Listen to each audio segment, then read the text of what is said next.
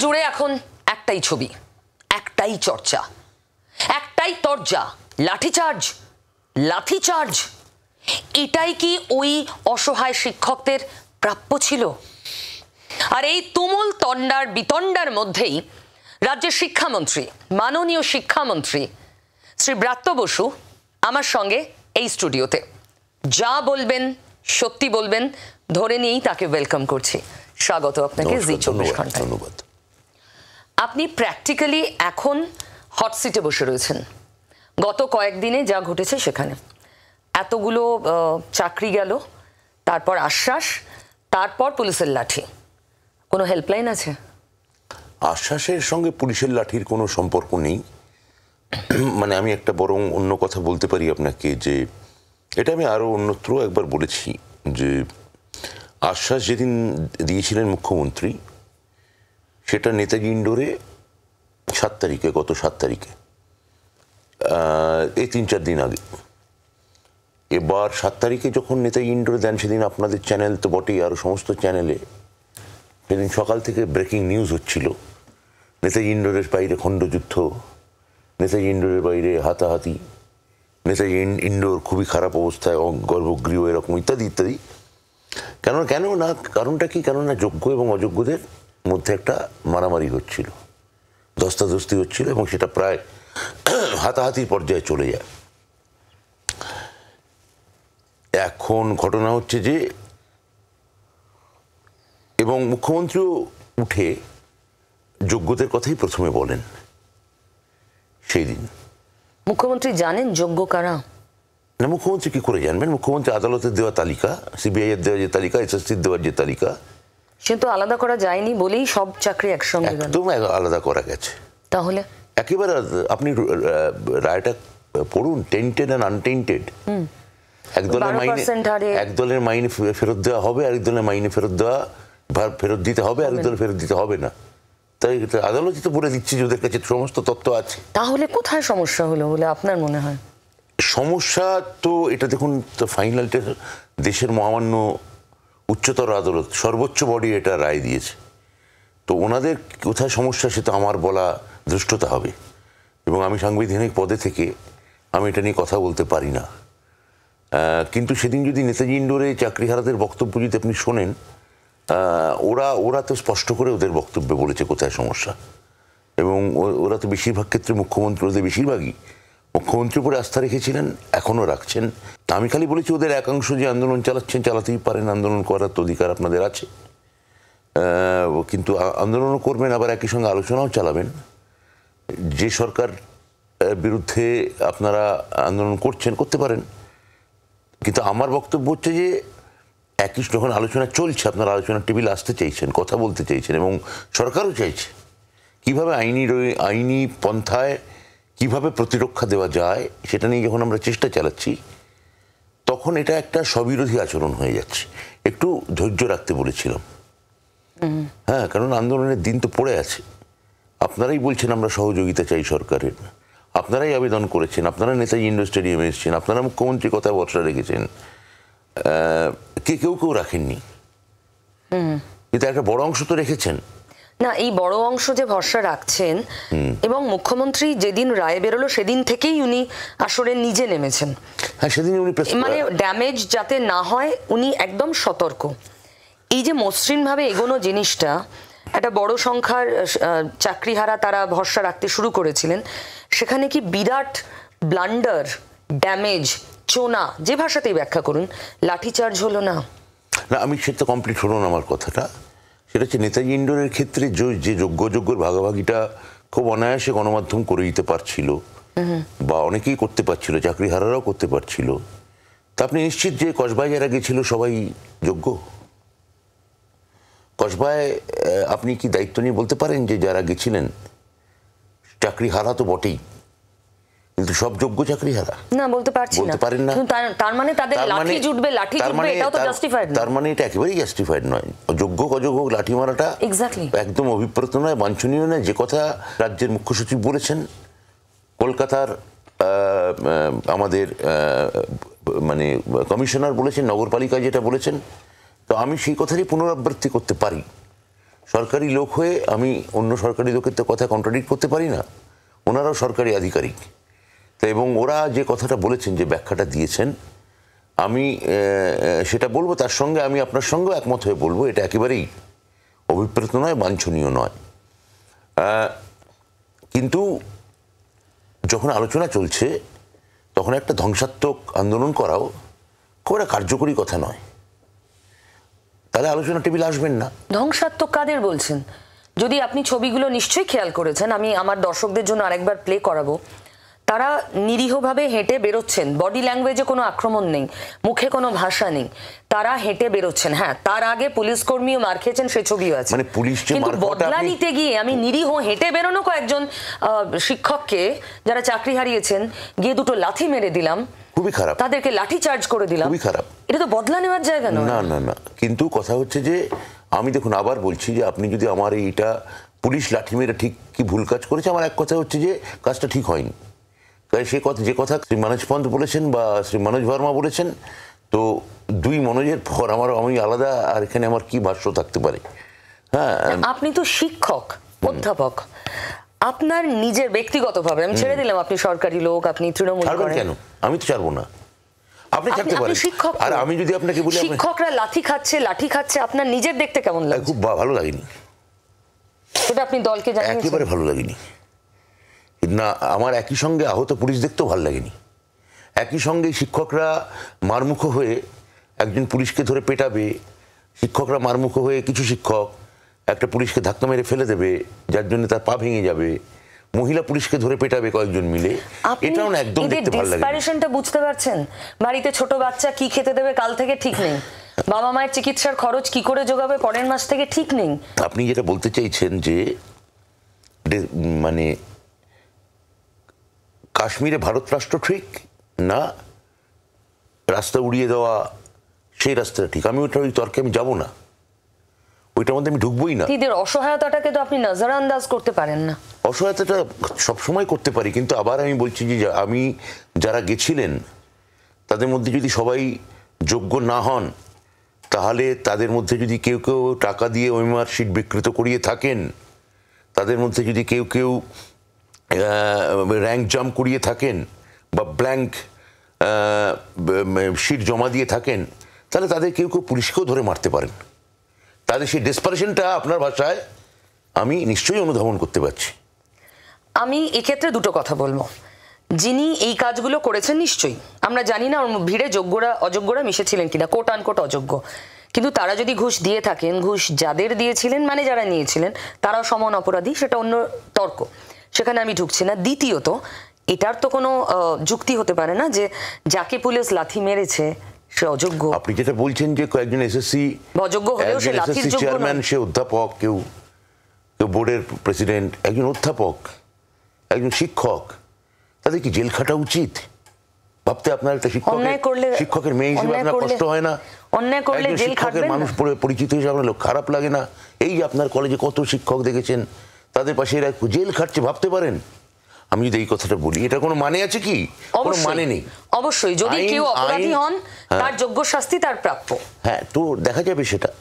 আবার আমি বলছি, কিন্তু তাহলেও অপরাধীর লাঠি প্রাপ্য যে ধ্বংসাত্মক আন্দোলন চালানোটা প্রাপ্য নয়, পুলিশকে লাঠি মারাটা পুলিশের প্রাপ্য নয়। আপনি তো ডিফেন্ড করছেন। আমি কাউকে ডিফেন্ড করছি না, আমি বলছি যে যারা যোগ্য চাকরিহারা তাদের সঙ্গে সরকার সবসময় আছে, সেখানে একটা আলোচনা প্রক্রিয়া চলছে, যোগ্য এবং ডিপ্রাইভদের মধ্যে আছে। কিন্তু আমি মনে করি যে নেতাজি ইন্ডোরে যে মারামারিটা হয়েছিল, যে ধস্তাধস্তি যারা করেছিল, তাদেরই একটা অংশ গিয়ে কসবায় ওই উন্মত্ততা চালিয়েছে। ব্রাত্যবাবু, এটা হতেই পারে আপনার যুক্তি, কিন্তু এমন অনেক বক্তব্য গতকাল ডিআই অফিসের সামনে থেকে উঠে এসেছে যারা চোখের জলে বলছেন এভাবে আমাদের মারবেন না, বিষ দিয়ে দিন, একেবারে মেরে দিন। তারা যোগ্য না অযোগ্য সেই বিচার করার, তাদের অসহায়তা পেরিয়ে বিচার করার ধৃষ্টতা আমার তো নেই। আমারও নেই। তাহলে আপনি বিচার করছেন কেন? আমি বিচার করছি। আপনি বিচার করছেন কেন? আপনি কেন? আমি বিচার আমি কালকে যে আমি একজন সাংবিধানিক লোক হিসেবে আমি যারা যোগ্য এবং যারা বঞ্চিত তাদের পাশে আমি থেকেছি। আমার মুখ্যমন্ত্রী সর্বতভাবে তাদের পাশে থেকেছেন। আপনি মনে করছেন আপনি মুখ্যমন্ত্রীকে আক্রমণ করতে পারেন, তার দপ্তরকে এইভাবে খুব খারাপভাবে কথা বলতে পারেন, আমি সেই দায়িত্ব নিতে পারি না। আমি সেই দায়িত্ব নিতে পারি না। আপনি মুখ্যমন্ত্রীকে যেভাবে আপনি এখানে খাস্তা করতে চাইছেন, এটা আপনার দায়িত্বের মধ্যে নিশ্চয়ই বর্তায়, আপনার গণমাধ্যমের সেই স্বাধীনতা আছে, কিন্তু আমি সেটাকে প্রোটেক্ট করব। এটা আমার অধিকার। মুখ্যমন্ত্রী নিয়ে কোনো শব্দ, আমার অধিকার, কোনো প্রশ্ন একবারও এখানে হয় না। আপনি ঘুরিয়ে সেদিকে সেই দপ্তর নিয়ে কথা বলছেন, আপনি পুলিশের আচরণ নিয়ে কথা বলছেন, আপনি, এবং আমি আবার ওই একই প্রশ্ন করছি, তাহলে মুখ্যমন্ত্রীর প্রচেষ্টায় এইটা মেইনটেইন করুন, যা বলবো সত্যি বলবো, একদম আপনি মেইনটেইন করুন। সেই জন্যই এতগুলো প্রশ্ন করার আপনার এই দায় আমার নয়, আপনার ওই দায় আছে এটা বলা। অবশ্যই দায় আছে। তাহলে বলছেন কেন আমি মুখ্যমন্ত্রী নিয়ে কথা বলছি না? মুখ্যমন্ত্রী নিয়ে একদম বলছেন আপনি। আমি আবার সেই প্রশ্ন করছি, মুখ্যমন্ত্রীর প্রচেষ্টায় কি চোনা পড়লো না গতকাল লাঠিচার্জে? আমি আবার সেই প্রশ্নের উত্তর চাইছি। সেটা তো আগামী দিন বলবে। যারা এই আন্দোলনের পন্থায় না গিয়ে মুখ্যমন্ত্রীর উপর ভরসা রাখতে চাইছেন, সরকারের উপর ভরসা রাখতে চাইছেন, আমি তাদের সঙ্গে সবসময় আলোচনায় আগ্রহী। আমি আলোচনা করব এবং সেখান থেকে আমি মনে করি যে আইনি রাস্তায় দেশে সর্বোচ্চ আদালত যে বিচার দিয়েছেন তার প্রতি সম্পূর্ণ সম্মান, তার প্রতি সম্পূর্ণ আস্থা রেখে বলবো যে নিশ্চয়ই এর একটা আইনি প্রতিরক্ষা, আইনি পন্থায় নিশ্চয়ই রিভিউ পিটিশনের মাধ্যমে, মানে পুনর্বিবেচনা, ক্লারিফিকেশন মানে ব্যাখ্যা, যেগুলো আইনি পথ আছে সেগুলোর মাধ্যমে আমরা নিশ্চয়ই যারা যোগ্য এবং বঞ্চিত তাদের একটা মর্যাদা ফিরিয়ে দিতে পারবো বলে আমি গভীরভাবে আত্মবিশ্বাসী। আচ্ছা, মুখ্যমন্ত্রী বলেছেন A to E, নেতাজি ইন্ডোরে বলেছিলেন সবকিছু, মানে উনি প্ল্যান বি বোঝাতে এতগুলো নাম্বারের উল্লেখ করেছিলেন আছে, সেগুলো কি মানে সত্যি আছে? সেগুলো কি থাকলে? না দেখুন, মুখ্যমন্ত্রী কথার ব্যাখ্যা আপনি আমার কাছে চান তাহলে খুব মুশকিল। সেটা মুখ্যমন্ত্রী যেটা বলেছেন তিনি সেটা ভেবেচিন্তে বলেছেন, তিনি প্রশাসনিক একদম সর্বোচ্চ জায়গা থেকে কথা বলেছেন। তার যদি কোনো প্ল্যান এ বা প্ল্যান বি বা প্ল্যান সি যদি থাকে সেটা নিশ্চয়ই তিনি এক এক করে বলবেন। তিনি যদিও সেদিন প্রায় আমার নিজের ধারণা তিনি সবকটাই বলেছেন যে যোগ্যদের কিভাবে আমরা বঞ্চিতদের পাশে থাকতে পারি, কোন কোন রাস্তা, সেটা বক্তৃতা চালালি সেদিনের, আর যদি আবার চালিয়ে দেন আমার এই এটার সঙ্গে, অবশ্যই তাহলে এটা ক্লিয়ার হয়ে যাবে। অল্টারনেটিভ যা করার আমরা করব, এবং সেক্ষেত্রে আপনারা যাতে আবার চাকরি ফিরে পান তার ব্যবস্থা প্রসেসের মধ্যে দিয়েই 2 মাসের মধ্যেই কমপ্লিট হবে, এবং আপনাদের চাকরি ব্রেক হবে না, কারণ আপনার এক্সপিরিয়েন্স এবং অ্যাডিশনাল কনসেশন আপনারা পাবেন যারা 10 বছর ধরে চাকরি করছেন। আমাদের আপাতত প্ল্যান, আপনি যদি আমার প্ল্যানের কথা জানতে চান, মানে আমাদের দপ্তরের প্ল্যানের কথা জানতে চান, যারা আমাদের মাথা, আমলাতন্ত্রের যারা মাথা তারাও থাকবেন, সেটা নিয়ে আলোচনা চলবে। মানে আলোচনাই লাইফ লাইন এই সংকট থেকে বেরোনো। আমি তো বারবার প্রথম থেকে বলছি যে আলোচনা এবং আইনের বাইরে আমি যেতে আমার মনে হয় যে ঠিক নয়। কারণ এই দেখুন, এই যোগ্য অযোগ্য এটা তো সরকার এই পন্থায় যেতে চায়নি। প্রথমে সরকার সুপার নিউমারি পদ তৈরি করতে চেয়েছিল। সুপার নিউমারি পদ তৈরি করার ফলে সেটাতেও সিবিআই এ দেওয়া হয়। কে কোন বিচারকের আমলে এটা প্রথম বাতিল হয় এই প্যানেল, আমরা সেটা জানি। সেখান থেকে ডিভিশন বেঞ্চে যায়, তারপর সেখান থেকে সুপ্রিম কোর্টে যায়, সুপ্রিম কোর্টে স্টে হয়, সুপ্রিম কোর্ট থেকে আবার ডিভিশন বেঞ্চে ফিরে আসে, ডিভিশন বেঞ্চে নাকচ হয়, আবার সুপ্রিম কোর্টে যায়, সুপ্রিম কোর্টে আবার স্টে হয়, তারপর ফাইনালি মাননীয় মহামান্য প্রধান বিচারপতি সুপ্রিম কোর্ট তিনি হিয়ারিং করেছেন, হিয়ারিং করে এই রায় দিয়েছেন।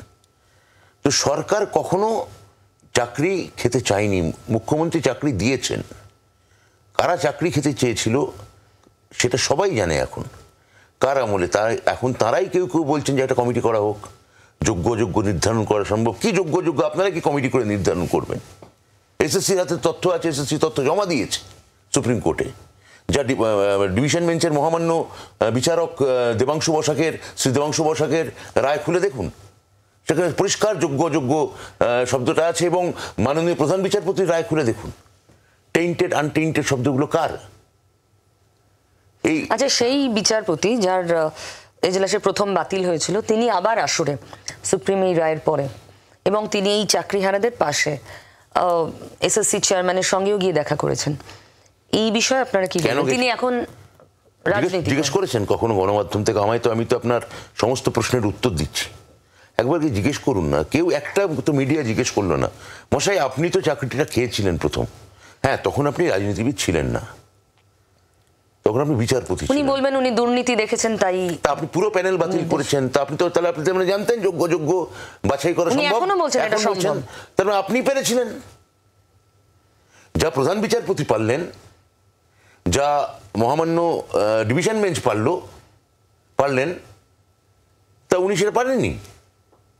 উনিও জানতেন, কিন্তু উনি পলিটিক্যালি মোটিভেটেড হয়ে মতামত দিয়েছিলেন, যেটা মহামান্য সুপ্রিম কোর্ট 1 মিনিটে দেখিয়ে দিয়েছে যে এই সুপার নিউমারি পদ, যেটা রাজ্যপালের অনুমোদন আছে, যেটা গোটা ক্যাবিনেট করেছে এবং যেটা হাইকোর্টের অনুমোদন সাপেক্ষে করতে চেয়েছিল, সেটার মধ্যেও শস্যের মধ্যে ভূত উনি খুঁজে বার করতে চেয়েছিলেন।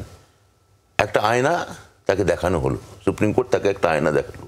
কোন ভূত, সেটা অদ্ভুত নাকি কিম্ভূত তাও আমি জানি না। সুপার নিউমেরারিটা আপনাদের জন্য সুপার স্বস্তি, এ বিষয়ে কোনো সন্দেহ নেই, যেহেতু খারিজ হয়ে গিয়েছে ওই তদন্ত। কিন্তু যদি টেন্টেড আনটেন্টেড আলাদাই করা গেল, তাহলে এই যোগ্যদের চাকরিটা চলে গেল কিসের যুক্তিতে? এই প্রশ্নটা আসে। সুপ্রিম রায়ে এই জায়গাটা উল্লেখ আছে যে পুরো নিয়োগ পদ্ধতিতেই ভীষণ গোলমেলে বিষয় আছে এবং আইন লঙ্ঘন করার অনেক প্রমাণ তিনি পেয়েছেন, মানে নিয়োগ পদ্ধতিতেই গোলমাল। দেখুন, আমি ওনার অবজারভেশন নিয়ে আমি কি বলবো? মহামান্য বিচারপতি অবজারভেশন ঘুরিয়ে সরকারের দিকেই যায় যারা নিয়োগ করেছেন, মানে আপনাদের সরকার। তার ফলে তো তার ফল অনেকে ভোগ করছেন এখনো। পার্থবাবুর কথা বলছেন? অনেকে, আমি তৎকালীন চেয়ারম্যান বলুন, মধ্যশিক্ষা পর্ষদ বলুন, আমি মানে এক অপরাধে দিয়ে কি করে দুটো শাস্তি হতে পারে, এটা আমার মনে হয় যে যোগ্য অযোগ্য যদি নির্ধারণ করা যেত, যেহেতু সেই তথ্য উনি বলেছেন এবং সিবিআইয়ের সঙ্গে দেওয়া তথ্যের সঙ্গে দিল্লিতে যে কোন এক কোম্পানি সেই সময় তৎকালীন এসএসসি যাদের এইসব ছাপাতে দিয়েছিল প্রশ্নবাহ এমআর, তাদের হার্ড ডিস্কে থেকে বাজেয়াপ্ত করা হয়েছে। হ্যাঁ, তো তার সঙ্গে এসএসসির নাকি তথ্য ট্যালি করে গেছে, মানে মহামান্য ডিভিশন বেঞ্চের অবজারভেশনে সেটা আছেও। তাহলে তো ছিল, ওনারা জানেন। তারপর আমি এটা নিয়ে আর কথা বলতে পারি না। এরপরে কোথাও আপনার মানে নিজের কোথাও এটা ওনাদের হয়তো মনে হয়েছে যে এই যে যোগ্যের থেকে ওরা যেটা বলতে চাইছেন যে গোটা প্রক্রিয়াটাই হয়তো যেখানে গন্ডগোলের, সেখানে যারা যোগ্য তারা কি আসলে সবাই যোগ্য, হয়তো এই প্রশ্নটা ওরা তুলতে চাইছে। সেজন্যই উনি সন্দেহের বেনিফিট অফ ডাউটে এতগুলো লোক চান। সেটা নিয়ে আমি কি বলবো? অবশ্যই, কিন্তু কোথাও আপনার মনে হয় না যে পার্থ চট্টোপাধ্যায়ের সময়কার কিছু কাজকর্ম, যার পরিণতি আপনি এখন হট সিটে, নিশানায় এখন আপনাকে তার ব্যাখ্যা দিতে যেতে হচ্ছে, যেটা খুব আনফরচুনেট এবং অনভিপ্রেত। আমি তো সাংবিধানিক ওথ নিয়েছি আমার দপ্তরের ক্ষেত্রে, মুখ্যমন্ত্রী নির্দেশে, মুখ্যমন্ত্রীর অনুমতিতে, মুখ্যমন্ত্রীর কথায় আমি এখনো ক্যাবিনেটে আছি এবং আমাকে উনি অনুগ্রহ করে এই দপ্তর দেখতে দিয়েছেন। তা আমাকে তো দায় নিতে হবে। আমি যদি বলি না আমি দায় নেবো না, আমি ব্যাখ্যা দেবো না, হয়তো আমার আমলে ঘটেনি, ওই এসএসসি চেয়ারম্যানও পাল্টে গেছে, এগুলো বলার কোনো মানে নেই। আমি বলতেই পারি 1 মিনিটে, কিন্তু তা বলে আমি পুরোটা, আমার মনে হয় যখন এটা বসে আছি, অন্তত ব্যাখ্যা দেওয়ার দায়িত্ব নিতে হবে আমায়। তোমার পরে দেনা সুদবার ভার, সুধীন্দ্রনাথ দত্তের উটপাখি। আপনি দেনা সুদে যেতে হবে, আপনাকে আমাকে দেনা তো সুদতেই হবে। খারাপ লাগে না? আবার আগের প্রশ্ন, গ্লানি হয় না? কোনো মানে নেই এইসব প্রশ্নে। একসময়, এখন আপনাদের নেতারা, ফিরহাদ হাকিম 2 দিন আগেই বলেছেন পার্থ চ্যাটার্জি আমাদের কাছে লজ্জা, এবং একের পর এক নেতারা অলমোস্ট সেই সুরেই কথা বলছেন। একসময় এই ফিরহাদ হাকিমই একদম পার্থবাবু যখন অভিযুক্তের তালিকায় প্রথম সামনে আসে 2022 সালের গোড়ার দিকে, উনি বলেছিলেন এটা আমাদের কালেকটিভ রেসপন্সিবিলিটি। পার্থদার ক্যাবিনেটে আমিও মন্ত্রী, যদি কোনো জায়গায় হয় তাহলে ততটা দায়িত্ব পার্থদা, ততটা দায়িত্ব আমারও। সুতরাং আমরা, এটা একটা কালেকটিভ পরিবার আমাদের। যেরকম পার্থ চ্যাটার্জিটা লজ্জা, সেরকম একটাও লজ্জা। যেরকম পার্থ চ্যাটার্জিটা লজ্জা, সেরকম একটাও লজ্জা। এই যে দলেরও অবস্থান বদল, কালেকটিভ রেসপন্সিবিলিটি থেকে লজ্জা, এটাকে আপনি কিভাবে ব্যাখ্যা করবেন? ববি যে কথার প্রথম কথা, ববির ব্যাখ্যা ববিকে জিজ্ঞাসা করা উচিত। অবশ্যই। ববি কালিদাস, আমি মল্লিনাথ, কাব্যের টিকা দেবো বসে বসে এখন আমি, এটা হতে পারে আপনি তো না। পার্থ চ্যাটার্জির হয়ে ব্যাখ্যা দিতে কারণ আমি বসেছেন। দপ্তরটা আমি আমি আমি উত্তরাধিকার সূত্রে আমার কাছে এসছে। আপনি ওই যেটা বললেন যে আমি আমি যদি কোনো আমার শরিকি বাড়ি আমি পাই এবং তার পূর্বে যদি কোনো ঋণ থাকে, আমি বলতে পারি না ভারতীয় আইন অনুযায়ী, আইপিসি অনুযায়ী, যে এই ঋণ আমি শোধ দেবো না। সেটাই হয়, সেটাই নিয়ম। দ্বিতীয়ত কথা হচ্ছে যে ববি যখন এই কথাটা বলেছিল তার সময়টা মাথায় রাখতে হবে। সেটা হচ্ছে তখনও সিবিআই তদন্ত শুরু হয়নি, মানে সিবিআই তদন্তে ফলাফল বেরোয়নি।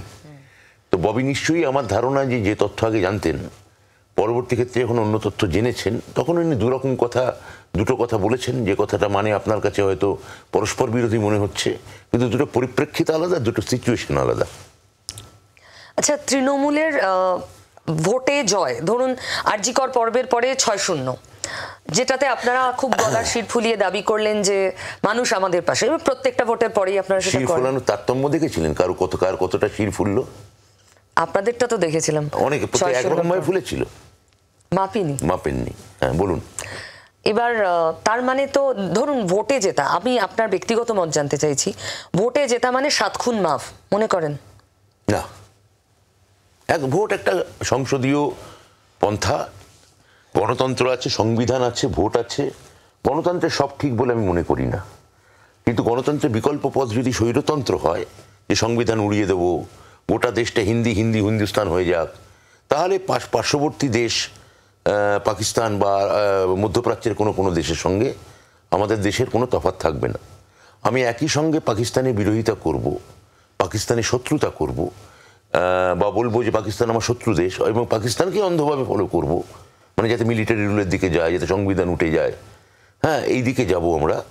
এটা কোনো কাজের কথা নয়, এটা কোনো মানে একদম মানে ঠিক পন্থা নয়। এটা যেমন এটা হচ্ছে 1, 2 গণতন্ত্রের অনেক মানে ল্যাকুনা আছে। দেখুন, গণতন্ত্রের যিনি পথিকৃৎ আমাদের এখানে, যে আমরা ব্রিটিশ সংবিধানটাই প্রায় আমরা মানে অলমোস্ট আমরা সাকসিড করেছি। তো ওই সময় যেদিন উনি পেশ করেন, ওই মানে আমাদের তৎকালীন আইনমন্ত্রী বাবা সাহেব আম্বেদকর, তিনি বলেছিলেন যে এই সংবিধানে অনেক মানে গণতন্ত্রের অনেক ফ্ল আছে। ওই ঐতিহাসিক বক্তৃতা, এবং আম্বেদকর বলেন যে এর মধ্যে এমনও জায়গা আছে যে খুব শক্তিশালী হিংস্র কোনো একটা স্বৈরতান্ত্রিক সরকার যদি আসে, সে কোনো বিরোধী রাজ্য সরকারগুলোকে প্রায় একটা পৌরসভায় পরিণত করে দিতে পারে। হ্যাঁ, তারপর আম্বেদকর বলছেন যে সেটা গণতন্ত্রের দোষ নয়, সেটা ওই ব্যক্তি বা সেই দলের দোষ। এর বিরোধী স্বর বা বিরোধী কি টোটকা, এগুলি সংবিধানেই দেওয়া আছে। ফলে গণতন্ত্র, আপনি যে বলছেন যে ভোট কি একমাত্র উত্তর, আমি বলছি না, কিন্তু ভোট একটা উত্তর তো বটেই।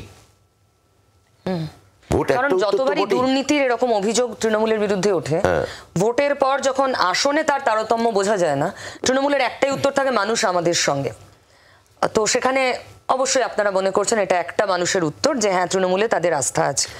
এখন 2026-এর আগে আজকের দিন অবধি ধর্ম একটা বড় ইস্যু হতে পারে 26-এর ভোটে। অন্তত বিরোধী হিসেবে বিজেপি যে ভূমিকা পালন করছে গোটা রাজ্যের কাছে, ধর্ম যদি এখন কিন্তু এই প্রেক্ষিতটা বিজেপি যতটা সোচ্চার হয়ে হিন্দুদের জন্য বলছে, বিশেষজ্ঞদের মত বলতে পারেন, এটা আমিও আপনাকে প্রশ্ন করছি, এর প্রেক্ষিতটা বীজটা তৃণমূল তৈরি করেছিল উল্টো দিকের কোনো ধর্মীয় সমীকরণকে আশকারা দিয়ে, প্রশ্রয় দিয়ে, কিন্তু এতটা সোচ্চারিত ভাবে নয়। সেটা আপনি মানেন? সোচ্চারিতভাবে মানে তৃণমূল করেছে, মানে তৃণমূল, আপনি বলছেন তৃণমূল, আপনি যেটা বলছেন মুসলিম তোষণ করেছে কিনা, এটাই তো অভিযোগ। এটা একটা হাস্যকর, তারই আউটকাম হচ্ছে বিজেপির হিন্দুত্ব। মুখ্যমন্ত্রী যখন ঈদে যান তখন হচ্ছে সেটা মুসলিম তোষণ, আর গির্জায় যখন যান 25শে বৈশাখ, যখন শিখ ধর্মের গ্রন্থ সাহেবের যিনি উদ্গাতা, তার স্মরণে যখন অনুষ্ঠান হয় দরগায়, শিখ দরগায়, তখন গিয়ে সেখানে যখন যান, সাঁওতালদের পাশে গিয়ে যখন দাঁড়ান এবং মারাঙ্গুরুর পাশে সম্মান জানান, নামে তিনি যখন সম্মান জানান, মুখ্যমন্ত্রী একটা ইনক্লুসিভ পলিটিক্স করে এসছেন পশ্চিমবঙ্গে চিরকাল। তাহলে সেটাকে অনেকে পলিটিক্স বলতে পারে, কেউ সেটাকে মানবিকতা বলতে পারে, কিন্তু মুখ্যমন্ত্রী একটা ধর্মনিরপেক্ষতা বলতে পারে। মুখ্যমন্ত্রী কাউকে আউটকাস্ট করেছেন মুখ্যমন্ত্রী আমি দেখেছি ঘোর বিরোধী। তাদের আমি নাম বলছি না, তাদের নিজের দলে বসাতে পারেন আর সমস্ত সম্প্রদায়কে নিয়ে চলতে পারবেন না, সেটা মানে একটা তোষণ হয়ে গেল। কিন্তু ভোটের অঙ্কে যেটা বড় এটা ফ্যাক্টর বিজেপির তৃণমূলের ন্যারেটিভ। জন্য, আমি আপনাকে বলছি শুনুন, যে বিজেপির কাছে মনে হয় যে দেশের মানে এক সময় মানে সিপিএম যেমন মনে করতো সমাজতন্ত্র এসে গেলে সমস্ত সমস্যা শেষ। বিজেপির পলিটিক্যাল হার্ডলাইন ছিল যে রাম মন্দির হয়ে গেলে দেশে সমস্ত সমস্যা শেষ। রাম মন্দির হয়ে গেছে, এখন ওদের এজেন্ডার মধ্যে বাকি আছে দেশটাকে হিন্দু রাষ্ট্র করার। হিন্দু রাষ্ট্র করতে গেলে এবং একই সঙ্গে গোটা ভারতবর্ষের ম্যাপকে গেরুয়া রঙে ছুপিয়ে দেওয়ার। তা আপনাদের নেতাও তো চলে এসছে উড়িষ্যা অবধি। রাজ্যে বাবরি মসজিদ করতে চান, আপনি নিশ্চয়ই জানেন, হুমায়ুন কবির। এগুলো মানে এই কোনো বিধায়ক বিচ্ছিন্নভাবে কোনো কথা প্রভোকেটিং কথা বলতে পারেন, কিন্তু সেগুলো আমাদের পার্টিতে এন্ডোর্স হয় না। যে কোনো বিধায়কের ক্ষেত্রে তো শৃঙ্খলা রক্ষা কমিটিতেও ব্যাপারটা গেছে, শোকজ অবধি করা হয়েছে, সেগুলো আপনি পাশাপাশি দেখেছেন। এগুলো সবই হয়েছে, এগুলো খুবই প্রভোকেটিং কথা। মানে এটা এমন হতে পারে যে তিনি এই কথাটা বলেছিলেন, আপনি যার কথা বলছেন আমার পরিষ্কার মনে আছে, আমি তার ভিডিওতে তার বাইট দেখেছি, তিনি বলেছেন আমি এটা কোনো রাজনৈতিক লোক হিসেবে কথাটা বলছি না। আমার জাতিকে আক্রমণ করবে আমি বলবো না, আমার কাছে আগে দল না, আগে আমার জাতি। আপনি লিখে দেন, আমি ওসব পরোয়া করি না। আমার জাতিকে অ্যাটাক করবে আর আমি শুভেন্দুকে ছেড়ে দেবো? কোনো মতেই ছাড়বো না। আগে আমার জাতির সত্তা, তারপরে দল। আমি বেঁচেই থাকবো না তো দলকে করবে? তিনি বলেছেন আমার জাতিসত্তা, আমার কওমের পক্ষ থেকে আমি এই কথাটা বলছি। যখন একটা যদি কেউ বলেন যে কোনো রাজ্যে যে 26 আমরা আসবো আর সবকটা মুসলিম বিধায়ককে ধরে ধরে বিধানসভা থেকে ছুঁড়ে ফেলে দেবো, আপনি হয়তো নিজেকে হিন্দু বলে মানেন না, কিন্তু আপনাকে যদি আমি বলি হিন্দু দেখলেই মারো, তখন তো আপনার ফার্স্ট ওই ওই ওই আপনি যাকে বলছেন কম বা জাতিসত্তা, সেটা তো ভেতর থেকে রিয়াক্ট করবে,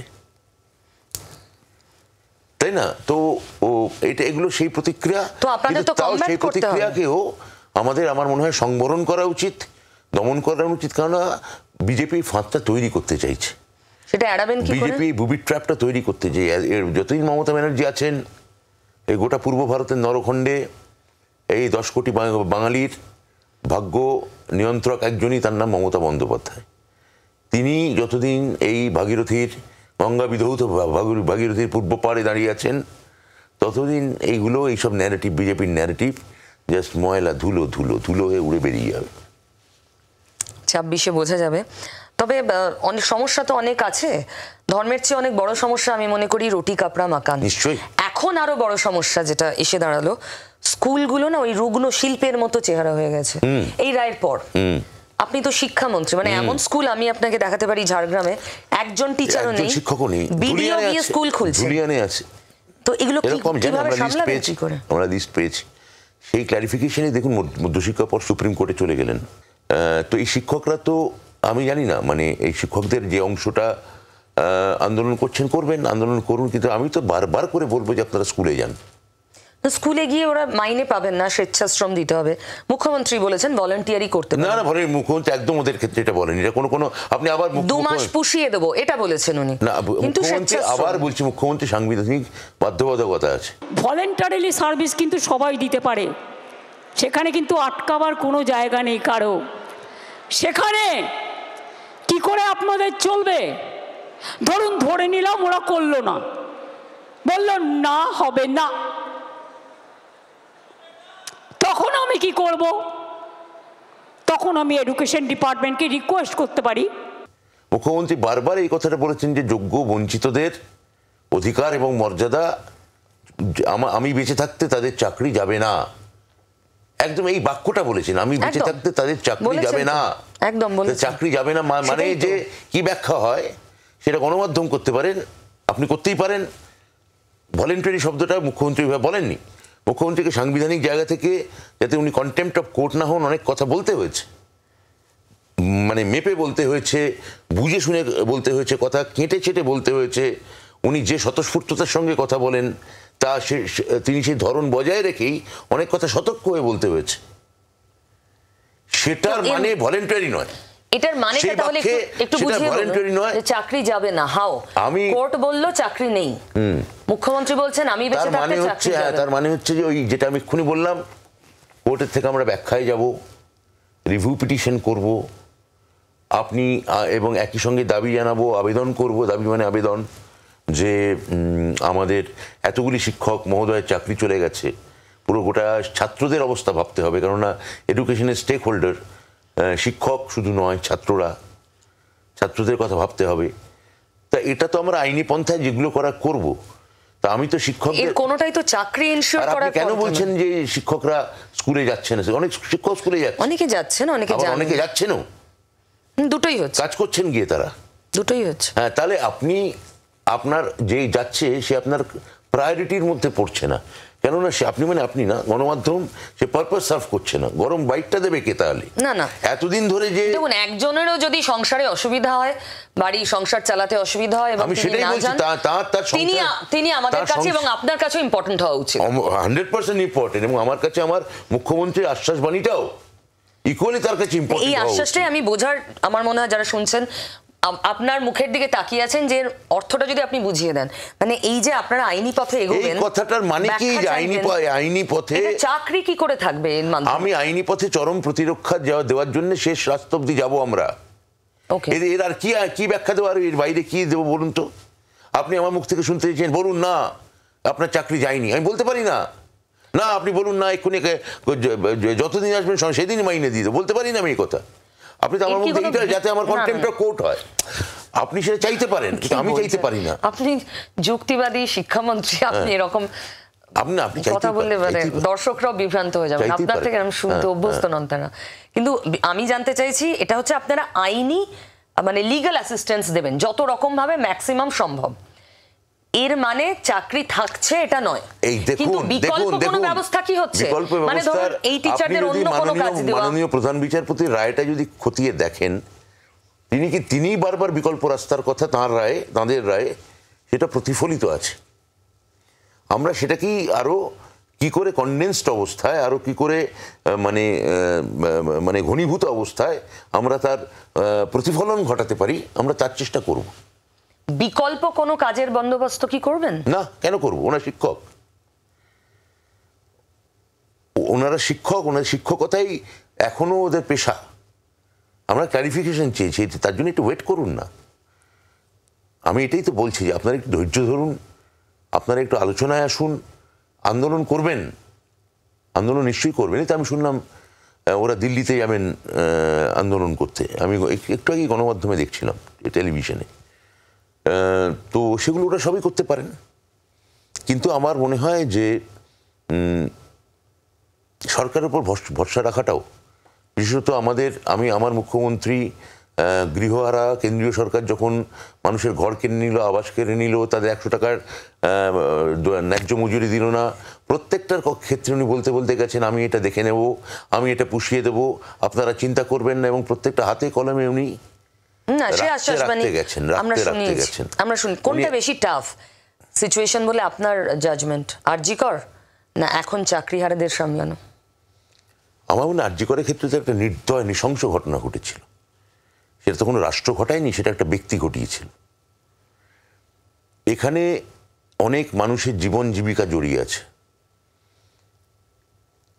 এই মানুষের জীবন জীবিকা ক্ষেত্রে এটা একদম মর্মন্তুদ ঘটনা, এবং এটাকে মুখ্যমন্ত্রী এনশিওর করছেন, তাদের সবাইকে 2 হাত বাড়িয়ে তাদের প্রোটেকশন দিতে চাইছেন, নিরাপত্তা দিতে চাইছেন। সে হাত ফসকায় কেউ বেরিয়ে অন্য জায়গায় চলে যেতে চাইছে। আমরা তার পক্ষেও, যিনি আন্দোলন করছেন আমি তার পক্ষেও আছি। আমি বিশ্বাস করি যে তিনি আন্দোলন করার তার অধিকার আছে। আমি তার কাছে বড় জোর আবেদন করতে পারি, আপনি আন্দোলন যেমন করছেন তার মাত্রা আপাতত কমিয়ে আলোচনায় আসুন। এটা অনেক ইতিবাচক হবে আপনার জন্যে, আপনার পরিবারের জন্যে, রাজ্যের জন্যে এবং শান্তিপ্রেমী মানুষের জন্যে। আচ্ছা, আপনার দলের সতীর্থ তরুণ তুর্কি দেবাংশু বা আপনাদের সঙ্গে ওই মুখ্যমন্ত্রীর নেতাজি ইন্ডোরের মঞ্চে ছিলেন কবি সুবোধ সরকার, আপনার এই ঘনিষ্ঠ আপনাদের, তারা যেই লাঠির প্রকারভেদ করে যাদবপুরের তুলনা টানছেন, এ বিষয়ে অধ্যাপক, সাহিত্যিক, নাট্য ব্যক্তিত্ব ব্রাত্য বসুর কি মত? সুবোধ, আমি দেবাংশু ফেসবুক পোস্টটা আমি শুনেছি পুরোটা, আমি দেবাংশুটা লিখেছেন। দেবাংশু দেখুন আমাদের আইটি সেলের ইনচার্জ, তো দেবাংশু তো রোজই এই ধরনের পলিটিক্যাল ন্যারেটিভ রাখে, ওটা আমাদের পার্টির পলিটিক্যাল ন্যারেটিভ। তা ন্যাচারালি আমি তো আমার পার্টির পলিটিক্যাল ন্যারেটিভকেই আমি সাপোর্ট করব, এটা নিয়ে আমার জিজ্ঞেস করার মানে নেই। 1, 2, সুবোধ সরকার একজন কবি, তার কবিতাটা আমি আজকে সকালে পড়েছি, তিনি আমায় কবিতাটা পাঠিয়েছিলেন পড়ার জন্যে। কবিতাটা নিয়ে দেখলাম তারপর বিভিন্ন গণমাধ্যম সেটাকে অ্যাড্রেস করেছে, এবং ওনার যে কথাটার মূল কথাটা যে লাঠি এবং লাথি এর প্রকারভেদ হয়, এটা হচ্ছে সোশ্যাল কনস্ট্রাকশন, আমি বলবো সামাজিক নির্মাণ।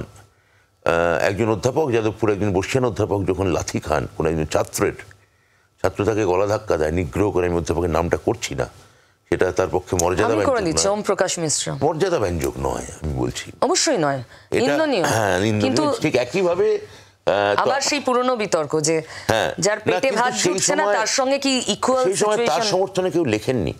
সুবোধ সরকার এইটা বলেছেন, কোনো মিছিল বেরোয়নি, মানে তৃণমূলের শিক্ষক তো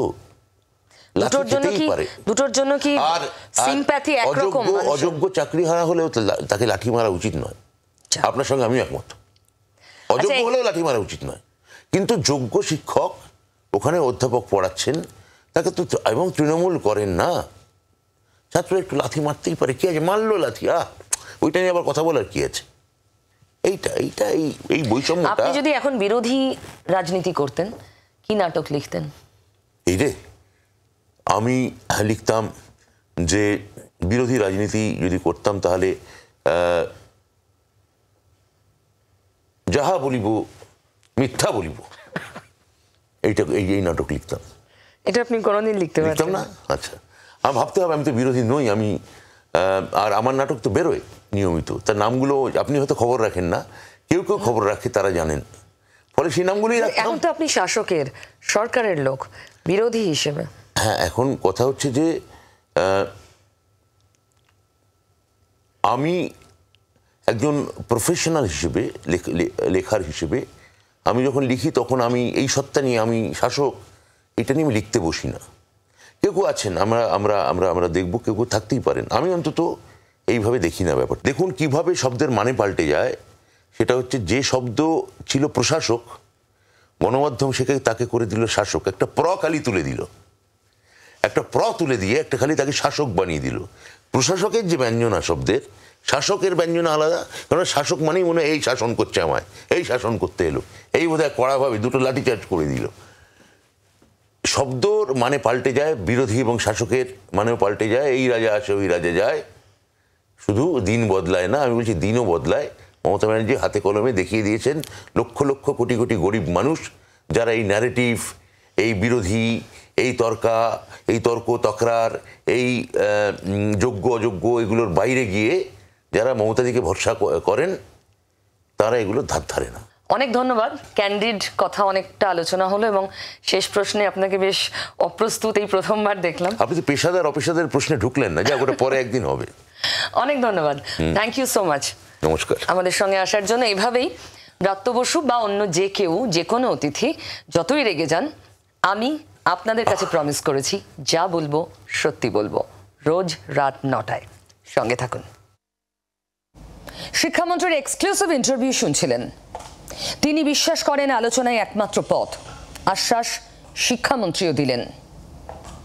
তবে ওই মুর্শিদাবাদে যেভাবে ধর্মের উন্মাদনাকে ছড়ানো হচ্ছে, বাড়িয়ে তোলা হচ্ছে অশান্তির আগুনকে, তার কি হবে? আজ কেমন রইল?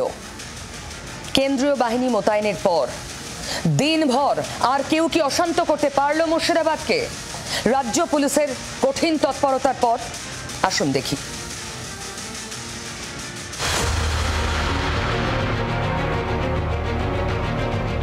শুক্রবার বিকেল ওয়াকফ আইনের প্রতিবাদে হঠাৎ করে সুতির সাজুর মোড় অবরোধ করে হাজার হাজার বিক্ষোভকারী। শুরু হয় ইট বৃষ্টি, বাড়ি গাড়িতে আগুন ধরিয়ে দেওয়া হয়। পুলিশ যখন পরিস্থিতি সামাল দিতে ব্যস্ত, ঠিক তখনই খবর আসে 6 কিলোমিটার দূরে ধুলিয়ান মোড়ে একই ঘটনা ঘটাচ্ছে বিক্ষোভকারীরা। সেখানে পুলিশ পৌঁছতেই রেল লাইন পার করে শামশেরগঞ্জে ঢুকে পড়ে কয়েক হাজার মানুষ।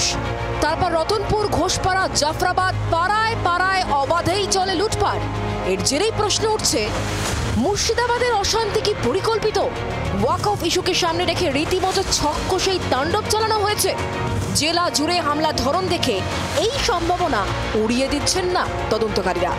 যেভাবে জাতীয় সড়ককে প্রথমে অবরোধ করা হয়, পুলিশকে সেখানে কার্যত ব্যস্ত রাখা হয় এবং যখন পুলিশ ব্যস্ত তখন এই শামশেরগঞ্জ এলাকার একের পর এক গ্রামে এসে লুটপাট চালানো, ভাঙচুর থেকে খুন, এমনকি আগুন লাগিয়ে দেওয়া হয়। বাংলাদেশ লাগোয়া মুর্শিদাবাদ বরাবরই স্পর্শকাতর। ধুলিয়ান একটা সময় জেএমবির শক্ত ঘাঁটি হয়ে উঠেছিল। জেলায় সক্রিয় ছিল বাংলাদেশের জঙ্গি সংগঠনগুলির স্লিপার সেল। সিএএ বিরোধী আন্দোলনেও সীমান্তের ওপার থেকে উস্কানি দেওয়ার প্রমাণ পাওয়া গিয়েছিল। তাই এবারের হামলা কোনো বিচ্ছিন্ন ঘটনা নয় বলে মনে করছেন তদন্তকারীরা। যেভাবে এই গোটা ঘর, এরকম একাধিক বাড়ি যে পুড়িয়ে দেওয়া হয়েছে, সেটা হঠাৎ করে কোনো বিক্ষোভ আন্দোলনের জন্য হতে পারে না। তার কারণ পোড়ানোর যে উদ্দেশ্য ছিল তার জন্যই সম্ভবত হাতে করে পেট্রোল বা কেরোসিন জাতীয় দাহ্যশীল পদার্থ নিয়ে আসা হয়েছিল এবং গোটা বাড়িগুলোকে এইভাবে পুড়িয়ে দেওয়া হয়েছে। লুট করার উদ্দেশ্যে এসেছিল, যখন আমাদের এদিক থেকে একটু বাধা দেওয়া গেল তখন মারকাট শুরু করে দিল। তারপরে মারকাট করে সবকে, আমাদের ছেলে যতজন ছিল সবকে তেড়ে তুড়ে বাড়িঘর ভরে দিল, আর একে একে এক কথায় বাড়িঘর ভাঙচুর করতে লাগলো, লুট করতে লাগলো। এদিন মুর্শিদাবাদে অশান্ত জায়গাগুলিতে তল্লাশি চালিয়ে প্রচুর বোমা, ধারালো অস্ত্র উদ্ধার করেছে পুলিশ ও কেন্দ্রীয় বাহিনী। অনেক বাড়ির ছাদ থেকে পাওয়া গিয়েছে ইট, পাথরের স্তূপ। খুব গুরুত্বপূর্ণ কয়েকটা খবর প্রত্যেক দিনের মতোই দেখাবো আজও এক ঝলকে।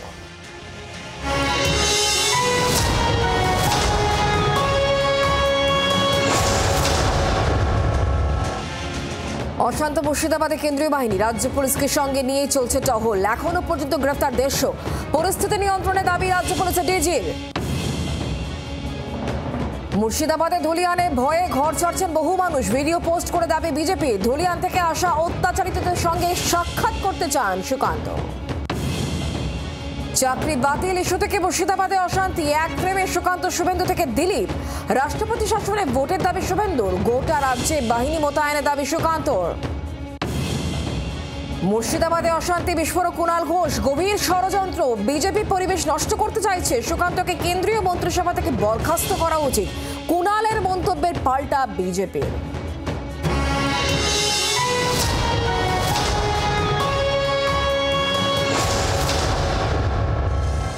দেখুন, এ বিষয়ে তৃণমূলের খুব স্পষ্ট বক্তব্য। অশান্তির আগুন ধর্মকে কেন্দ্র করে ছড়াচ্ছে রাজনৈতিক দল এবং তৃণমূলের নিশানায় একটা নির্দিষ্ট রাজনৈতিক দল, বিজেপি। বিজেপিও প্রকাশ্যে ধর্মের সুর, ধর্মের গান গাইতে শুরু করেছে অনেক আগে থেকেই। বিরোধী দলনেতা তো 5% হিন্দু ভোটের দাবি অনেকদিন আগেই রেখেছেন। তারপর মুসলিম বিধায়কদের চ্যাংদোলা করে ফেলে দেওয়া, ইত্যাদি ইত্যাদি। আচ্ছা, এই যে অশান্তির আগুন পাকাচ্ছে, তার মধ্যে এই কথাগুলোর কোনো ইন্ধন রয়েছে জানি না। তবে যদি একটু ইতিহাসের দিকে তাকাই, তাহলে যে অভিযোগ তৃণমূল করছে তার কি আদৌ সার্বত্তা আছে?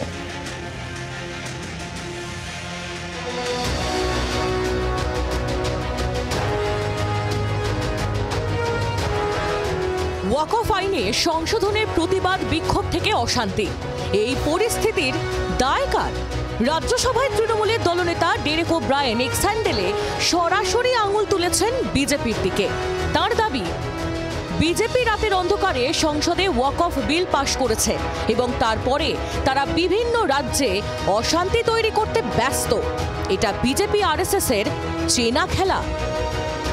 ডেরেক আরও অভিযোগ করেছেন, এরপরে এই পরিস্থিতির জন্য রাজ্য সরকারগুলিকে খলনায়ক চিহ্নিত করাও বিজেপির স্ট্র্যাটেজি। এই অশান্ত পরিস্থিতির নেপথ্যে বারবার একটি বিশেষ রাজনৈতিক দলের ইন্ধন দেখছেন তৃণমূলের নেতারা। বিজেপি রাজনীতি করার জন্য ঘটনাগুলো ঘটাচ্ছে, গভীর চক্রান্ত করে কেন্দ্রীয় এজেন্সিকে ব্যবহার করে সীমান্ত লুজ করে দিয়ে মুর্শিদাবাদের গন্ডগোলটা করানো হয়েছে, এই অভিযোগ আসছে। এর তদন্ত দরকার, তাতেও কিন্তু আমাদের অভিযোগই মান্যতা পায়। এটা কি শুধুই রাজনৈতিক তুতু ম্যায়? কি বলছে পরিসংখ্যান? Centre for study of society and সেকুলারিজমের রিপোর্ট বলছে 2023 থেকে 2024 সালে ধর্মের নামে অশান্তির সংখ্যা বেড়েছে। বিভিন্ন সংবাদ মাধ্যমে প্রকাশিত রিপোর্টের ভিত্তিতে তৈরি এই সমীক্ষা বলছে 2024 সালে দেশে ধর্মের নামে অশান্তি আগের বছরের থেকে প্রায় 84% বৃদ্ধি পেয়েছে। গত বছর সবথেকে বেশি অশান্তির খবর মিলেছে মহারাষ্ট্র থেকে, এরপরে রয়েছে বিহার এবং উত্তরপ্রদেশ। এই 3 রাজ্যই চালায় এনডিএ। 2024 সালে সারা দেশে 59টি অশান্তির খবর মিলেছে, যার 49টি বিজেপি বা তার সহযোগীদের শাসিত রাজ্যে হয়েছে বলেও দাবি করা হয় এই রিপোর্টে। বিজেপি অবশ্য দাবি করে নরেন্দ্র মোদীর জামানায় দেশে ধর্মের নামে অশান্তি অনেকটাই কমে গিয়েছে। ন্যাশনাল ক্রাইম রেকর্ড ব্যুরোর তথ্য বলছে মোদী জামানায় ধর্মের নামে অশান্তি কমেছে। মোদী সরকারের প্রথম 7 বছরে আগের 7 বছরের তুলনায় এই ধরনের অশান্তিতে 12% কমেছে খুনোখুনি। তবে গত কয়েক বছরে বারবার অশান্তি দেখেছে দেশ। রাজনৈতিক পর্যবেক্ষকদের মতে সিএএ বিরোধী আন্দোলনে দিল্লি সহ দেশের বিভিন্ন অংশে অশান্তি হয়। মহারাষ্ট্র, হরিয়ানায় গত কয়েক বছরে বারবার অশান্তির খবর পাওয়া গিয়েছে। আর এই তথ্যই হাতিয়ার করে গোটা পরিস্থিতির বিশ্লেষণ করছেন রাজনৈতিক পর্যবেক্ষকদের একাংশ। বিজেপিকে বুঝতে হবে যে হিন্দু আধিপত্য বাদ দিয়ে তারা আসলে শুধু সাম্প্রদায়িক বিভাজন টানছে না, তারা একই সঙ্গে দেশের বিভিন্ন জায়গায় সাম্প্রদায়িক উত্তেজনা তৈরি করছে। মণিপুরে কি হয়েছে আমরা দেখেছি, ভারতবর্ষের বিভিন্ন প্রান্তে কি হয়েছে আমরা দেখছি। এখন পশ্চিমবঙ্গেও সাম্প্রদায়িক উত্তেজনার আগুনে অশান্তি বাড়ছে। এই আধিপত্যবাদ, এই সংখ্যালঘুদের কোণঠাসা করার চেষ্টা আদতে কোনো কাজ দেয় না, বরং সমাজকে বিভাজিত করে। ধর্ম বিশ্বাস মানুষের একান্ত ব্যক্তিগত বিষয়। ভারতের সংবিধান সব নাগরিককে নিজস্ব ধর্মাচরণের স্বাধীনতা দেয়। তারপরেও ধর্মের গান গেয়ে এই রাজনীতি কেন? কতদিন চলবে এই বিভাজন?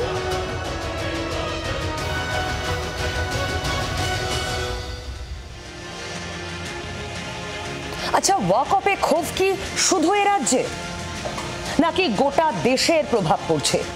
এরকমই ক্ষোভের আগুন গোটা দেশে জ্বলছে। আসুন তো একবার চোখ রাখি। ওয়াকফ আইন তো গোটা দেশের জন্য লাগু হয়েছে।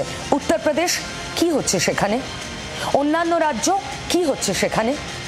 চলুন দেখি। ওয়াকফ আইনে মোদী সরকারের সংশোধন নিয়ে গুচ্ছ আপত্তি জানিয়েছিল বিরোধীরা। তবে সংসদে 2 কক্ষেই পাশ হয়েছে কেন্দ্রের সংশোধনী। আর তারপর থেকেই দেশের বিভিন্ন প্রান্তে শুরু হয়েছে বিক্ষোভ, প্রতিবাদ। আইন পাশ হওয়ার পরেই পথে নেমে এবং আইনি পথে প্রতিবাদের কথা ঘোষণা করেছিল অল ইন্ডিয়া মুসলিম পার্সোনাল ল বোর্ড।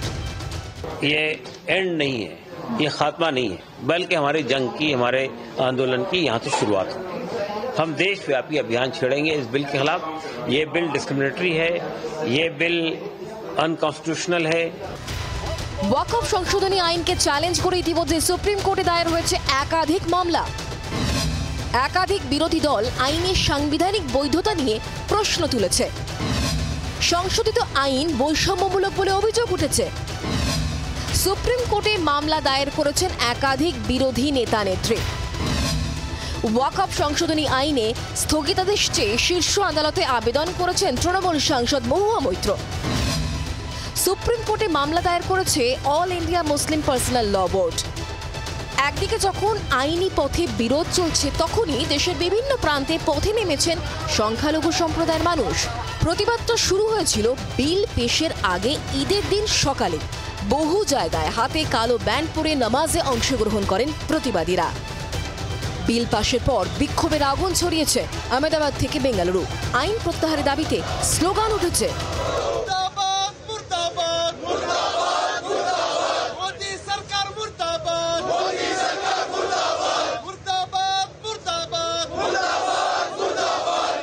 প্রতিবাদ দেখা গিয়েছে গেরুয়া শিবির শাসিত মহারাষ্ট্র, উত্তরপ্রদেশের বিভিন্ন এলাকাতেও। কেন্দ্রের নরেন্দ্র মোদী সরকারের বিরুদ্ধে বৈষম্যের অভিযোগও উঠছে।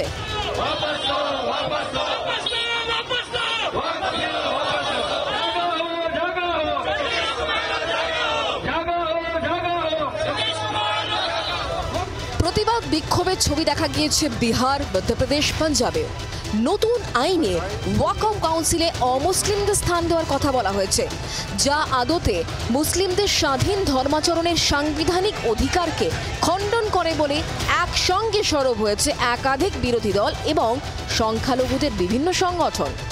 সরকারের পাল্টা দাবি, এই আইন কার্যকর হলে আদতে সুরক্ষিত হবে মুসলিম সম্প্রদায়ের গরিব মানুষের স্বার্থ। 16 এপ্রিল ওয়াকফ সংক্রান্ত মামলাগুলি শুনতে চলেছে সুপ্রিম কোর্টের প্রধান বিচারপতির বেঞ্চ। আইন নিয়ে লড়াই এখানে আইনি পথে, সেই প্রতিবাদে অবশ্য হিংসা অশান্তির কোনো ছবি নেই। শুভেন্দু এবং সুকান্ত দুজনেই বলেছিলেন এই যে অশান্তি মুর্শিদাবাদে তা নিয়ে বড় ঘোষণা করবেন তারা। আজ কি করলেন, তারপর তৃণমূল কি বলল দেখুন।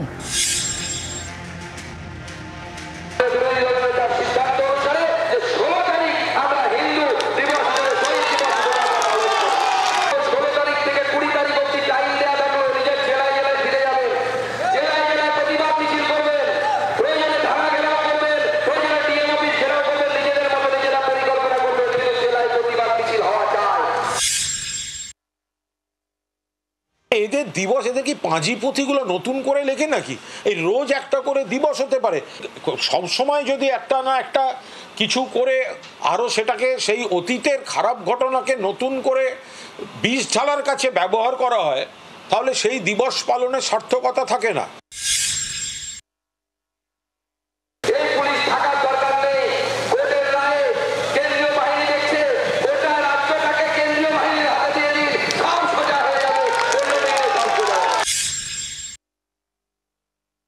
জঘন্যতম যে ঘটনাগুলো সেগুলো তো সব বিজেপির নজরদারিতে।